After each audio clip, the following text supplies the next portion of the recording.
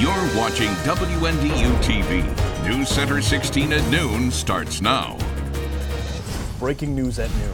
A woman is dead after a car crash involving a South Bend police officer early this morning on the city's west side. That's all according to the St. Joe County Prosecutor's Office. Maria Catanzarite joins us near the corner of Western and Cayley where the crash happened. Now, Maria, who was the woman who died? Well, first off, Travis, we can't release the name of the woman because police have yet to confirm it, but I can tell you that according to the St. Joe County Prosecutor's Office, the 22-year-old woman was the driver of the Jeep that was involved in this officer-involved crash. I also spoke to her sister today, who says that her sister, the one who died, that 22-year-old, she was an optimistic person despite going through some hard trials in her life recently. She was a mother, she was a very hard worker, and she says early this morning her sister was coming home from work at the time of the accident. Now let's get to the video of the accident that we brought to you earlier this morning during our broadcast. Again, the corner of Western and Cayley. It happened at around 4:30. Two vehicles were involved, a police car from South Bend and that Jeep. Police say the officer had multiple injuries on his face and back. He has since been treated and released from the hospital, though. In the meantime, the FACT team is investigating this crash, and I am waiting to receive more information from police after calling them a few times today. And as you can tell, Western Avenue right behind me, excuse me while I adjust the camera, the shifting clouds. Western Avenue is back open after being closed for the past several hours since around 4:30 this morning. And as soon as we learn more information, of course, we will put that first on social media, Facebook, Twitter, and I will bring you the latest news beginning tonight starting at 5. Reporting in South Bend. Now to a weather alert. Rain and thunderstorms are making their way to Michiana. So meteorologist David Harker is standing by in the weather lab. And David, could these storms be potentially severe? Oh, absolutely, Travis. We're watching for that threat as we look to the afternoon and evening hours. Right now, we've got an enhanced risk of severe weather. It's category 3 out of 5, which means numerous severe thunderstorms are likely. That we'll talk about in just a moment. You're probably wondering why we're talking about it, because it's bright blue sky along with some fair weather clouds. Here's what we've got going on. We get the sunshine that heats the atmosphere and only rises and adds more instability. So that's what's likely to kick off even more thunderstorms and probably bring them to severe status later on. That enhanced risk, 3 out of 5, that just means the numerous thunderstorms that we will see, and some of which could be in linear fashion, could become severe later on today. I think the biggest threat will be the high wind gusts in excess of 60 miles per hour and the fact that we're going to see some hail. And by the way, these are going to be quick moving thunderstorms, easily 40 to 50 mile per hour movement. So we'll be watching that very carefully. Let's take a look at the 6-hour animation on 16 Future Track and time everything out. Latest model indicating by 2-3 o'clock we'll start to see this activity fire up, and I expect it to get increase in intensity even as we look to the late day hours. Most of the extreme severe weather is going to be down in southern Indiana. We'll likely see scattered activity just after the evening driving. Coming up in just a little bit, I'm going to time everything out not only for today's event but for the upcoming weekend. We'll talk more about the scattered rain showers for Saturday and Sunday later on in our newscast. Travis? Thanks, David. Now this just in. 17 people are now reported dead and several still missing after a duck boat went down near Branson, Missouri. Witnesses say they just felt helpless as they watched the boat filled with 31 passengers go down. NBC's Katie Beck is in Branson with the latest, and a warning, some may find this video disturbing. Oh, those poor people. This video shows the final moments before a duck boat packed with tourists went down. 2 of the amphibious vehicles desperately trying to reach dry land, but only one made it. Poor guys. Oh my gosh, oh my gosh. Oh no. Severe thunderstorms packing 60-mile-per-hour winds, turning the normally calm lake in Branson, Missouri into a stormy sea. The duck boat moves out of sight and then... Oh, it's going under. He's going under. Need a water rescue. Will be a duck that has capsized. We have approximately 30 individuals in the water. Jenny Carr and her husband Jeff were having dinner on a nearby showboat when she started shooting the terrifying scene on her cell phone as it unfolded. Emergency crews from multiple agencies located the sunken vessel and were able to pull some survivors out of the water. Some of the victims were children. It's been a long night and been a very trying night, and please keep all of our families involved and all of our first responder personnel in your thoughts and prayers. Ripley Entertainment, the company that owns the tour boats, released a statement overnight, writing in part, "This incident has deeply affected all of us. We will continue to do all we can to assist the families who were involved and the authorities as they continue with the search and rescue. Now, NTSB investigators are expected to be on the ground today to find out more answers as to what exactly happened. Happening today, a court hearing for Wayne Kupsch. He's the Mishawaka man accused of killing his wife, her ex-husband, and her 10-year-old son in 1998. Now, Kupsch was convicted twice of the killings. He'll go on trial for a third time soon. Kupsch was sentenced to death in 2000, but his conviction was set aside by the Indiana Supreme Court 3 years later. He was convicted for a second time in 2005, but a federal appeals court threw out that conviction. Now, it's a story you heard here first on News Center 16.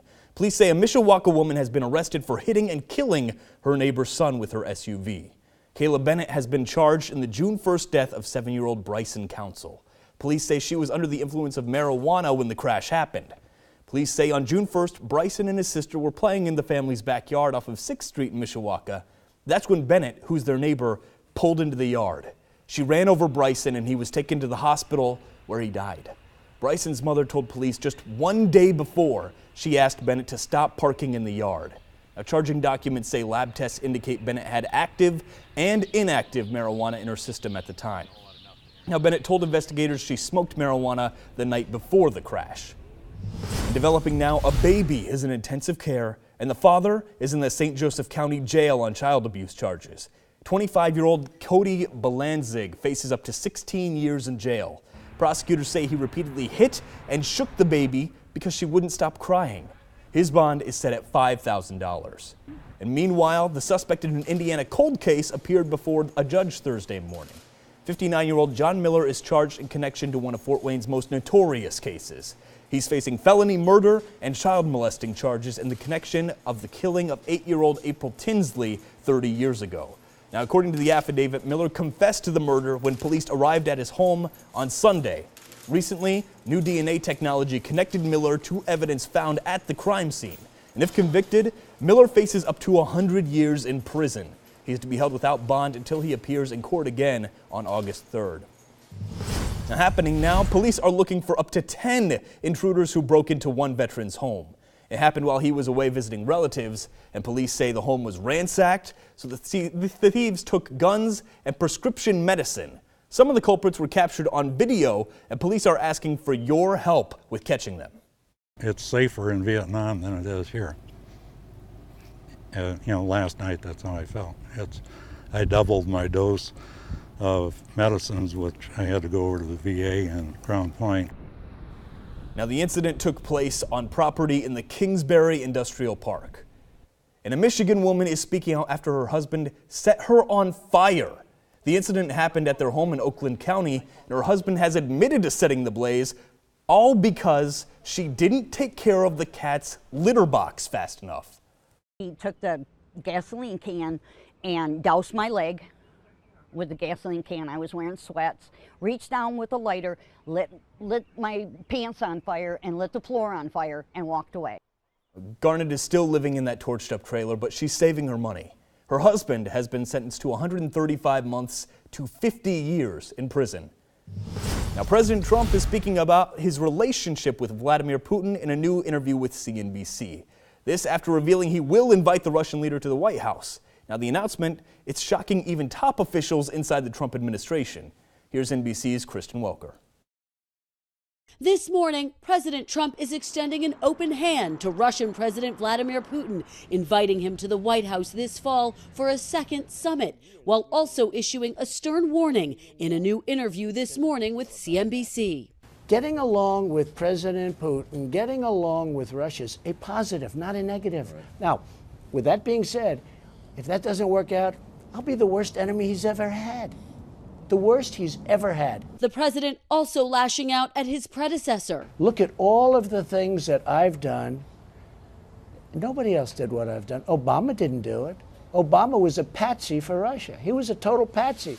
And defending his controversial first summit with Putin amid criticism he was too conciliatory. I mean, I had some of these fools from the media saying, why didn't you stand there, look him in the face, walk over to him, and start shouting at him?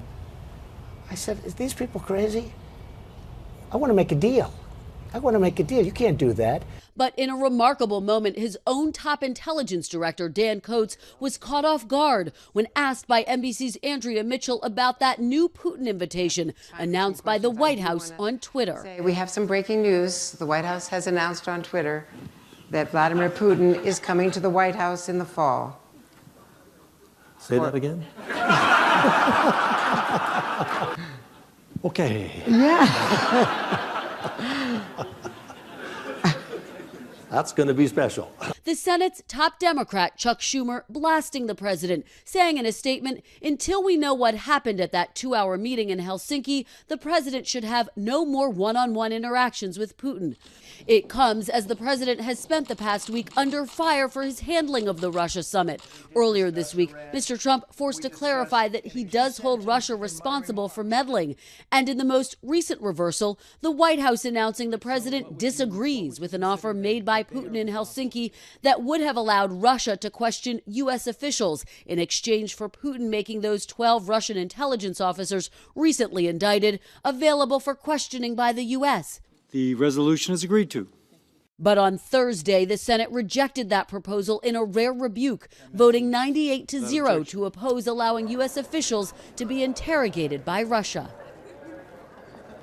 Now, at that same forum in Aspen, the FBI Director and Homeland Security all said that the threat from Russia is real and needs to be seen as a critical threat.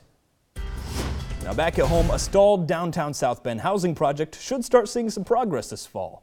Work on the East Race Flats was halted in 2017 when the company building the apartment units off-site in a modular fashion went out of business. Now, the building has been redesigned to use traditional wood frame construction, but developer Dave Matthews is filing for state permits and has put the project up for bid in the hopes of restarting construction this fall. The original plans called for a 5-story building with 12 apartments and a rooftop pool. Now, happening today, the Elkhart County 4-H Fair kicks off. It's 9 days of a whole lot of fun, but you can also learn about your health. Goshen Health is offering several activities and health screenings throughout the week. Today, there's bone density heel scan for women over 50 and a skin cancer risk screening. There's a blood pressure screening that will also be there, and there's a list of these screening times on the fair's website, and we have a link to that on ours. So, do you have the skills to help someone whose life is in danger? One Indiana teen was in the right place at the right time and is being called a hero. See what she did coming up after the break. You're watching WNDU TV, News Center 16 at noon.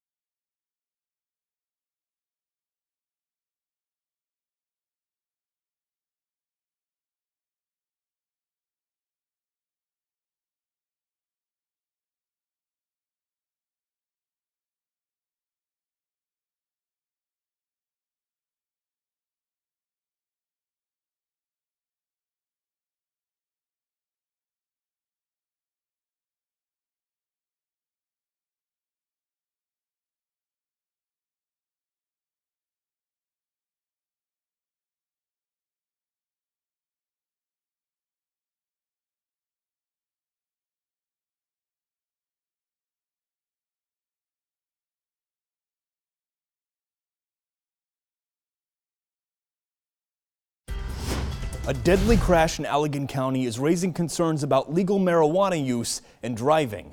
Investigators say 2 of the 3 drivers that were involved in the accident had medical marijuana prescriptions. Now, that doesn't mean either had marijuana in their systems. Toxicology results are still pending. However, investigators say it does complicate their case and what charges the at-fault driver will face. Investigators in Allegan County want the equivalent of the .08 legal limit for drunk drivers, but for marijuana users. You measure this, you can do it right then and there. So this is what's in your bloodstream now. Michigan State Police launched a pilot program in November to test for 6 drug classifications, including THC. Handheld devices test swabs of saliva and get results in just 5 minutes. Now, a teenager from Clay City, Indiana is being recognized as a hero for performing CPR on a man involved in an accident. Faith Petrowski and her father, John, helped a man whose car veered off the road. They were able to assess that the man had a heart attack, so they immediately took turns giving first aid. Her father says first responders arrived after about 20 minutes, and when he went to go help the first responders with equipment, he turned around and saw his daughter continuing to give first aid. Now, Faith has taken several CPR classes and wants others to know the importance of being certified. I can push myself because I never thought I would be able to do that. Now, since the incident, Faith has been awarded for her bravery. The man the Petrowskis helped was airlifted to the hospital, where unfortunately he died several days later. But the Petrowskis' efforts did give the man's family time to say goodbye. We've got the threat of showers and thunderstorms showing up here in Michigan. I do want to take a look first at 16 Doppler Max. We've already seen a couple areas of showers and storms already out into the state of Ohio. But look, we've got even more activity starting to pop up off to our west. Now, this is not likely to be extremely severe as we look through the midday hours. What I do expect to see later on in the afternoon, we'll start to see these showers and thunderstorms fire up. But you may notice a few as we get to the next hour or two moving west to east through our area. Let's take a look at the big picture and see why. We've got this large low pressure system churning in the atmosphere in the state of Wisconsin that will impact us not only with the threat of severe weather tonight, but it will also give us the scattered wraparound thunderstorms and showers as we look to the daytime on Saturday. They're going to be on and off throughout the entire day. Let's break down 16 future track as we go hour by hour. Notice the noontime temperatures right around 80 degrees. In fact, some of us are a little warmer than that as we've seen a lot of bright sunshine. That sunshine adds heat to the surface. We know from science class that all that heat rises, and as it does, it mixes around in the atmosphere and creates a lot of instability. That and the moisture content in the atmosphere is very high, so you know before too long the showers are going to fall. You can feel it as you make your way outside. The last thing you need a forcing mechanism this time around, besides the low pressure system, is a front, and that front will likely kick off more showers and storms. Look at the animation stopped at 2 o'clock. Scattered, if not linear fashion thunderstorms expected then. We transition to about the 5 o'clock hour, 5 o'clock drive. This latest model shows a line of thunderstorms already out of the viewing area, up impacting areas like Battle Creek, stretching all the way down through Angola, and then just off to the northeast of Fort Wayne. We'll be watching this very carefully. The time frame of thunderstorms, anytime between 2 and 8 o'clock this evening. If you're in areas right there along the lakeshore, I think you're going to see it obviously first, and then west of US 31, you'll see it as well. And we're talking as early as 2 o'clock, maybe even a little earlier if the thunderstorms do end up taking flight a little quicker. So right now, I'm going about 2 o'clock to about, we'll say 4 o'clock for areas along and off to the west of US 31. 4 to maybe 6 o'clock for areas off to the east. So it's a waiting game to see how it all plays out, but the severe weather threat will continue to pick up the later on into the afternoon we go. Scattered showers likely as we move into Saturday, and you notice that they sort of wrap around this low pressure system as it moves through. So if you're planning on heading out to the Elkhart County Fair on Saturday, you might want to watch the sky, have the umbrella just in case. And a lot of this will taper away as we look to the late day hours going into Sunday. You got to watch this very carefully. We mentioned that the severe weather risk, the enhanced risk, we'll see if this changes for the next update from the Storm Prediction Center, but a category 3 out of 5 for enhanced, 2 out of 5 for slight. You know we're going to probably see some severe weather, so take heed of this warning and make sure you stay with us, not only on air, but online as well on social media. We'll keep you covered here, Storm Team 16, throughout the remainder of today. We talked about the scattered rain for Saturday. That's going to keep our temperatures cooler at 75 as we look at the 7-day forecast. The rest of our forecast, lighter chances of showers for Sunday. We move into the daytime on on Monday, and we see a very slim chance. I'm still on the fence about taking that out of our forecast. It's mainly going to be dry. The lower and middle 80s sticking around through the middle of the work week. Next system pushes in, drops the temperatures for Thursday. All in all, we're looking at just an active weather pattern as we look to this evening. So I encourage you, stick around with us the rest of the day. Yeah, looks like we got to keep an eye on that, just like many parents have to keep an eye on their kids when they're online. We'll tell you how you can be there for your kids even when you're not there, coming up.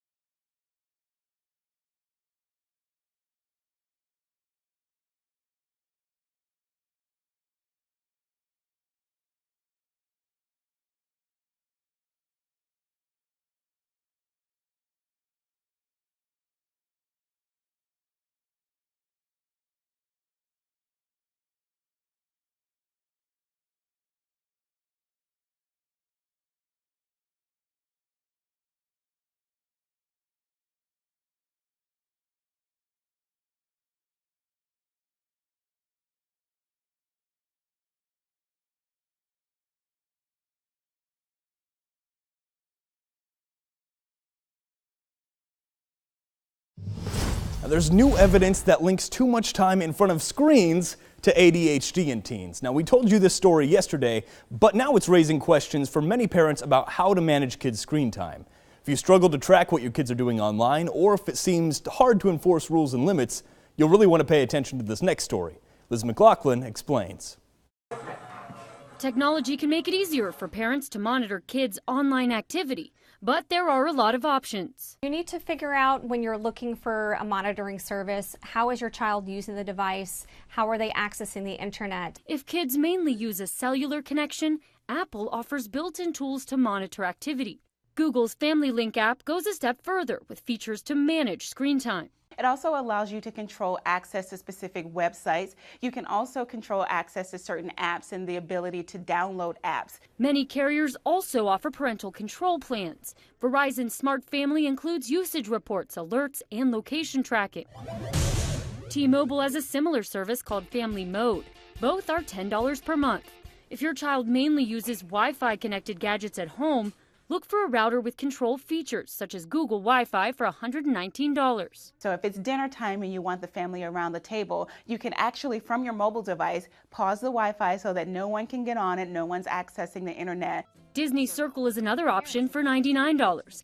And parents can add the Circle Go service to extend monitoring outside of the home for $5 per month. I think it's nice to be able to set norms for when it's appropriate to be using electronic devices. Keeping kids connected and parents in control. Liz McLaughlin, NBC News. Now, T-Mobile recently came out with a family mode Wi-Fi device called the Home Base. It's only $20 for a limited time, but that device and subscription service are only available to T-Mobile customers. If you have Verizon, the Verizon Smart Family service is only available to monitor the cellular network activity. And with Sprint, you have the parental control service as well, and that's free of charge.